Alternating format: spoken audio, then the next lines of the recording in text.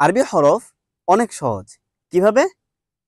আরবিতে যদি আপনি শুধু একটি মাথা শেখেন, একটি হরফে যদি মাথা শেখেন, তাহলে আপনার ৫টি হরফ আয়ত্ত হয়ে যাবে। কিভাবে? তো চলুন আমরা বোর্ডে দেখি।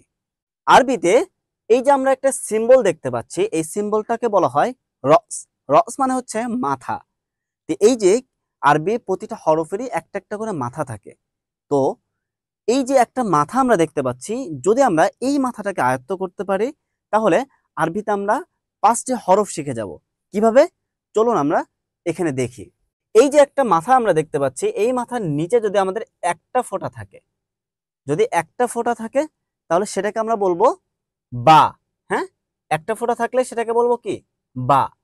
যদি উপরে দুইটা ফোঁটা থাকে, যদি উপরে দুইটা ফোঁটা থাকে, তাহলে সেটাকে আমরা বলবো তা। উপরে দুইটি ফোঁটা থাকলে বলবো তা। এরপরে উপরে যদি তিনটি ফোঁটা থাকে, উপরে যদি তিনটি ফোঁটা থাকে, তাহলে আমরা সেটাকে বলবো সা। তাহলে সেটাকে বলবো আমরা সা। এরপরে চলুন, যদি মাত্র একটি ফোঁটা থাকে, তাহলে আমরা সেটাকে বলবো নুন। তাহলে সেটা কি হবে? নুন। এরপরে নিচে যদি দুইটি ফোঁটা থাকে, তাহলে এটাকে আমরা বলবো ইয়া।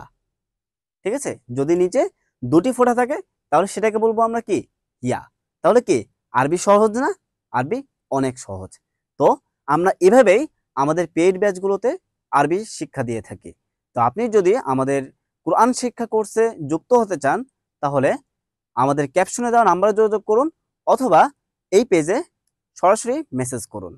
তো আর দেরি কিসের? এখনই ভর্তি হয়ে যান। দেখা হচ্ছে ক্লাসরুমে। আল্লাহ হাফেজ।